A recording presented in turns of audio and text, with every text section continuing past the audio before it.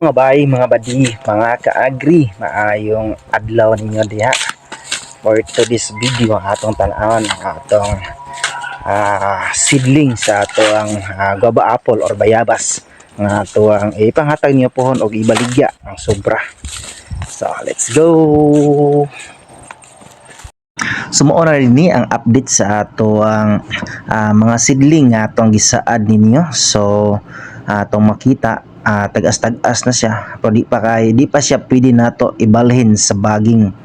So mataad ta oran pa gyud ang ato ang pagpanghatag, medyo ma-delayed pa gyud pero paabot lang mo gamay. Pwede na gyud ta makapananom karong panahon na pero alanganin pa ang atong mga seedling nga atong ibalhin sa baging tungod kay medyo gagmay pa ug taas-taas og posibilidad nga mamatay pa siya kung atong ibalhin.